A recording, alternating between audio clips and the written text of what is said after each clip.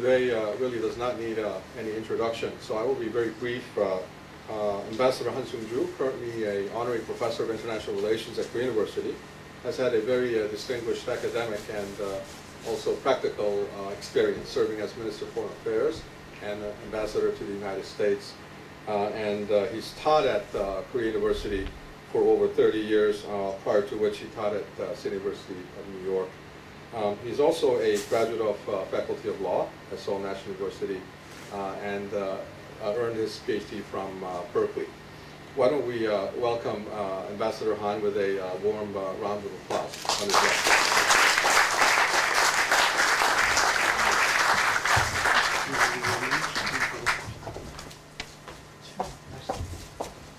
Thank you very much. I'm very happy and honored to be here. We are situated right in front of a very venerable Christian church, the Andong Church, right here. But I have to mention that today is a very auspicious day in terms of history, as it marks the birth of Buddha, 624 BC, before Christ, or 2,635 years ago. Some say actually it's the day he entered Nirvana, which would make it 544 BC, or 2,555 years ago. On a day like this, I wish I could talk about a soft, enlightening, and philosophical subject. But I'm sorry that I only have a hard-shelled, policy-oriented, and somewhat depressing subject to talk about, like deterrence, non-proliferation, and six-party talks. I feel like, in English, preaching to the preacher, or in Korea or in Asia, they say lecturing on Confucius to Mencius, or vice versa, because I see the Korean head delegate to the six-party talks here. I see, of course, General Sharp, so many experts and knowledgeable person on these very subjects than I am. But I'll just try to show them how little I know, and perhaps how wrong or right I can be. Some key nuclear policy objectives of the United States and its allies often appear as incompatible, even contradictory with one another.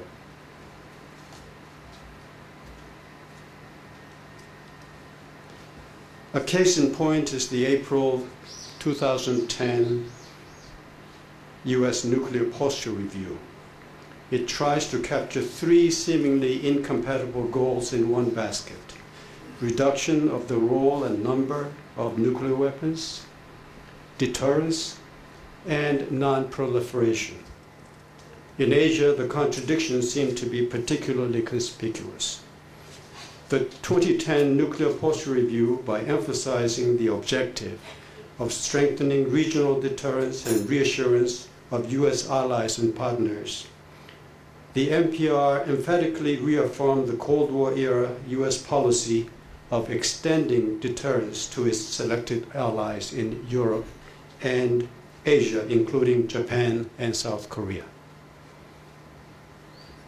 However, by also emphasizing the goal of reducing the role of U.S. nuclear weapons and maintaining strategic deterrence and stability at reduced nuclear force levels, the review had the effect of causing concern among the alliance leaders about possible weakening of the effectiveness of the extended deterrence.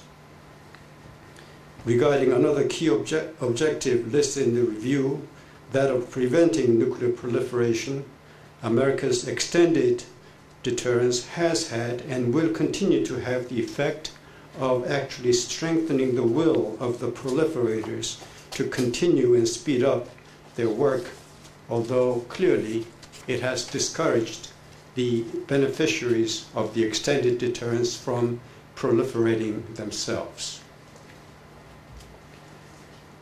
In the Asian context, America's commitment to extended nuclear deterrence has had the intended effect of reassuring its allies, Japan and South Korea in particular, of the nuclear umbrella with the threat to retaliate against an adversary with nuclear weapons on their behalf. It has also had the desired effect of dissuading them from contemplating a nuclear option and thus preventing nuclear proliferation among its allies. U.S. extended deterrence has probably had an effect on preventing smaller scale conflicts from escalating into larger ones. Until 1991, the commitment was backed up with U.S. tactical weapons in Korea, and since then with cruise missiles, including the Tomahawk, and ballistic missiles stationed outside of the region. However, extended deterrence has been either unsuccessful or counterproductive in two critical areas: preventing small-scale conventional provocations and proliferation by adversaries, in this case, North Korea in particular. Over the years, North Korea has taken provocative actions, either vis-à-vis the United States or the Republic of Korea, or both, regardless of or despite the U.S. extended deterrence. A selected list of such provocations would include the 1976 tree chopping incident and the axe killing of an American officer at Panmunjom. This was against the U.S. The 1968 capture of the USS Pueblo against the U.S. The 1969 shoot-down of an EC-121 reconnaissance plane against the U.S. The March 2010 attack and sinking, not admitted by North Korea, of the Cheonan corvette against ROK, and the November 2010 shelling of Yeonpyeong Island against ROK. In addition, North Korea tested both nuclear weapons and ballistic missiles in 2006 and 2009 against both the US and ROK. If anything, extended deterrence might have given North Korea an added incentive for provocations by making the North Korean leaders believe periodic violent acts against the alliance serve to reinforce the credibility of North Korea's conventional deterrent by demonstrating a political willingness to risk war. Extended deterrence has given North Korea not only the incentive to acquire and deploy nuclear weapons, but also the rationale to do so as well. While deterrence per se does not promise to punish the adversary for acquiring nuclear weapons until they are used in a hostile manner, neither does it deny its ability to acquire them. In fact, the policy of and the measures accompanying deterrence could present him with threat perception and sense of insecurity, making him believe that he needs a nuclear deterrence of his own. North Korean nuclear and missile capability is intended to fray the U.S. nuclear umbrella. The proliferating party certainly uses U.S. extended deterrence as a justification for the act of proliferation. But regardless of their rationale, proliferators proliferate for purposes that go beyond deterrence. For one thing, the irony of deterrence is that one's deterrence is strengthened when the other's deterrence is weakened or nullified. Thus, North Korea would wish to gain greater freedom to perpetrate hostile acts by acquiring its own nuclear capability. North Korea would also believe that with nuclear weapons, it could cross the red line, whether it means testing the nuclear bomb, conducting a highly enriched uranium program, or declaring itself a nuclear weapon state without the fear of military punishment. North Korea would also believe that nuclear weapons serves as a means of compellence, such as making the U.S. recognize North Korea or South Korea provide more economic assistance, although these wishes had not been achieved at all. North Korea's deterrence can be countervailed, thereby denying its freedom for provocations and proliferation only through tighter and stronger deterrence on the other side, which means us. In light of the U.S. invasion of Iraq in 2003 and the military intervention of NATO in Libya in the spring of 2011, countries such as North Korea could see its nuclear capability as a deterrent against an attempt to overthrow the regime through an invasion. In this connection, somebody called Aisha el-Gaddafi, the daughter of Muammar Gaddafi, has the following to say in her interview with the New York Times.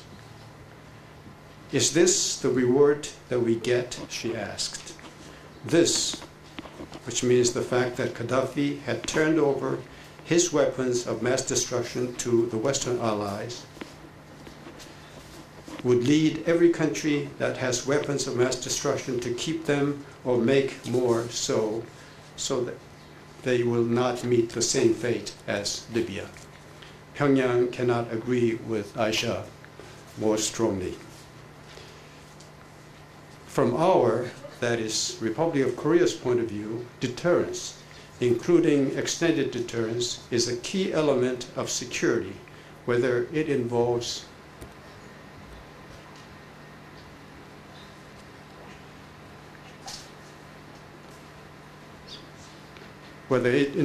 the nuclear component or not.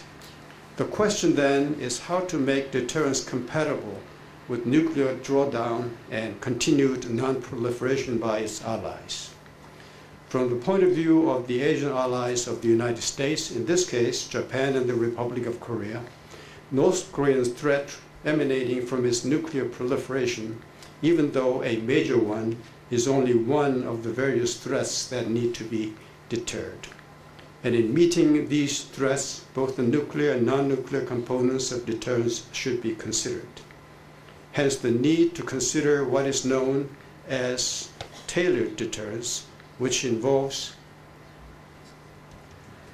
a future force that will provide a fully balanced, tailored capability to deter both state and non-state threats. In addition to a nuclear deterrent, the force will include a wider range of conventional strike capabilities, including prompt global strike, and of non-kinetic capabilities, the latter involving mainly coordination among agencies, diplomatic approach, and information strategy. In dealing with non-proliferation, the shift from nuclear to non-nuclear weapons as deterrent will not necessarily make the adversary less likely resort to proliferation or the use of nuclear weapons in a dire situation. However, it will reduce the probability of nuclear exchanges and certainly take away from the proliferator the rationale for proliferation or the use of nuclear weapons as a deterrent. In order to deal with proliferation, it is also important to raise the cost of proliferation while lowering the cost of or raising the reward for non-proliferation. This is applying the proverbial carrot and stick approach in a more systematic, consistent, coordinated, and a strict way.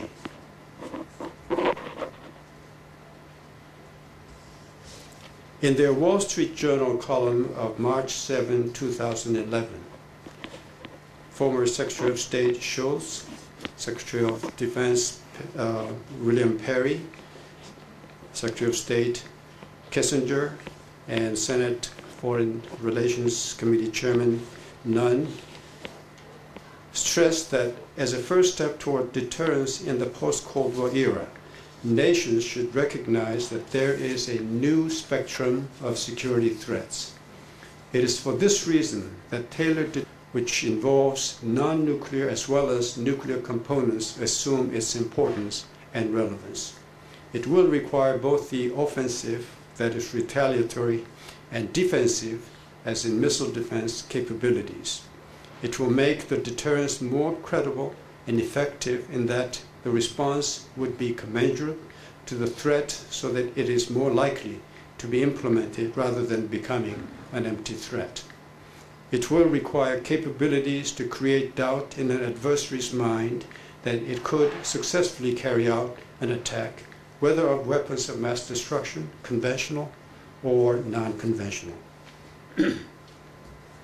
The new age, in this new age, when security threats come in broader spectrum, and when nuclear drawdown is being sought, it is important to seek ways of non-kinetic and soft power capabilities to deal with threats. It means diplomatic efforts to address confrontations and conflicts, build confidence and understanding, and make give and take and win-win agreements. Such efforts start with close coordination among those willing to cooperate in drawing a strategy of dealing with, coping with, and reducing the threats, particularly through non-military means.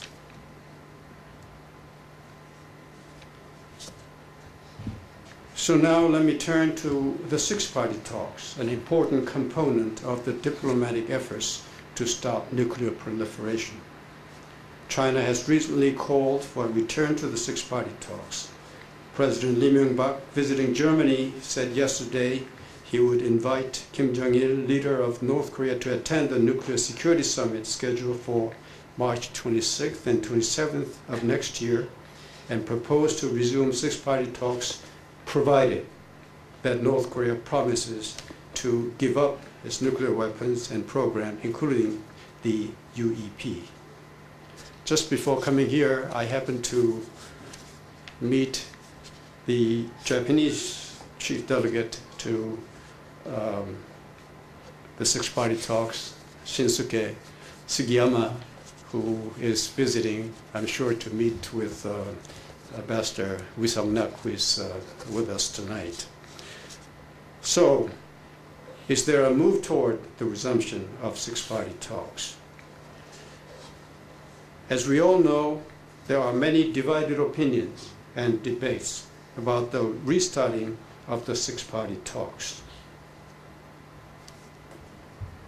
For those who oppose a return to the six-party talks, they state the following reason. Returning to six-party talks without concrete guarantees and proof that North Korea will stop its nuclear program, especially the uranium enrichment program, will merely exonerate North Korea of its many misdeeds. It will excuse rather than punish North Korea for its actions. In addition, with a long, dragged-out negotiation process, North Korea may be able to buy itself the necessary time to develop a mature nuclear weapons program and also obtain international aid that will be crucial for stabilizing the regime in the midst of the failed currency reform and the projected food shortages for this year. A serious concern is that the fact that North Korea appears to be shifting gears in the development of its nuclear program by building uranium enrichment facilities in addition to its plutonium processing facilities. Nonetheless, China focuses on bringing North Korea back to the six-party talks instead of applying greater pressure on North Korea. North Korea's main interests are to ensure its economic survival and regime survival. However, after certain calculations, it appears that North Korea has joined China in proposing the resumption of six-party talks for three main reasons. One, to allow the resumption of economic cooperation with and provision of assistance from other countries, especially the United States and South Korea. Two, to placate China. And three, to smooth over the regime's provocative acts, such as the Yeonpyeong island shelling and nuclear activities.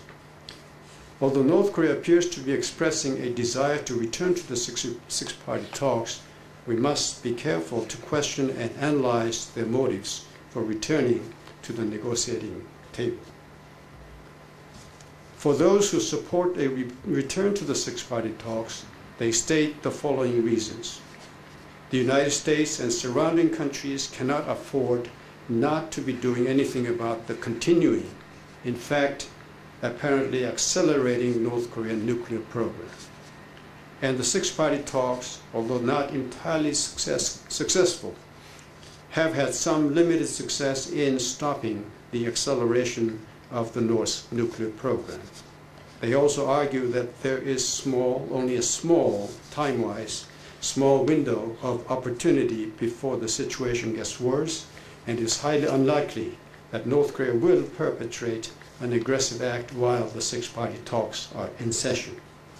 Unless North Korea is tied down to a dialogue process like the six-party talks, it is likely to commit more provocative acts sooner than later, such as another nuclear test or other military attacks on South Korea. As most now agree, the six-party talks have not been successful in getting North Korea to give up its nuclear program entirely, but they have had some limited success in slowing North Korea's development of nuclear weapons and in facilitating communication between the parties on security issues. It also provided opportunities for bilateral talks to take place. Thus, according to some, the six-party talks may be the best multilateral mechanism we have available now to deal with security issues involving the Korean Peninsula. However, the United States and South Korea must consider not only the calculations of North Korea, but those of China as well. China was a reluctant participant at the start of negotiations in 2003, but now appears to be the biggest champion of the talks. It regards the six-party talks as a means of crisis management and dealing with the North Korean nuclear issue in the face of North's unpredictable and potentially destabilizing behavior. The debate on how effective or ineffective the six-party talks have been will likely continue regardless of what happens. However, an analysis of the situation demonstrates that there appears to be both good news and bad news for the proposed six-party talks. The good news is that each of the four major actors, China, the United States, North Korea, and South Korea, recognizes that it is better to have the talks than not, given the right justification and formula. The bad news is that it will be extremely difficult to find the right formula which will address the security dilemma each country faces. The South Korean government needs to demonstrate to its own public that it is returning to the talks only because North Korea has met the preconditions it set regarding North Korean provocations and its commitment regarding denuclearization. The preconditions that are listed right here in the PowerPoint screen. The dilemma: the United States, on its part, is trying to find the right mix of carrots and sticks to resolve the North Korean nuclear issue and to guarantee Chinese cooperation in the process. With increasing recognition that the six-party framework is the best way to slow North Korea's nuclear weapons development program, the U.S. may find it necessary to shift its policy towards supporting a return to the six-party talks. However, the U.S. also does not want to override South Korea's desire to resolve North-South Korean issues first. The dilemma for China is to nudge North Korea to find a way to conduct a substantive dialogue with South Korea prior to the six-party talks and make necessary gestures to satisfy South Korean requirements. North Korea needs to find a formula that will address the requirements of the other countries, especially South Korea, without compromising its plans to continue with its nuclear program.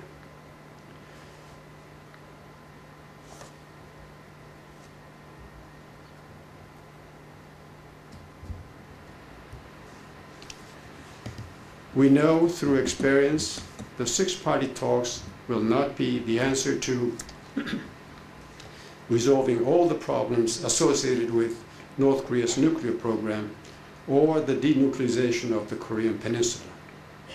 Nevertheless, try we must to find the rationale and formula to resume six-party talks and start the dialogue.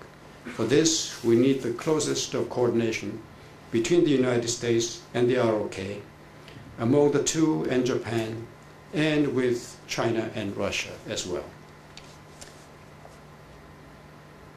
Finally, I'm reminded of a quote by US President John F. Kennedy. And the quote is, "There are risks and costs to a program of action, but they are far less than the long-range risks and costs of comfortable inaction." Whatever steps we take next, we should be sure that the risks associated with our actions are far less than other alternatives for the future peace and prosperity of the Korean Peninsula and Northeast Asia. Thank you very much.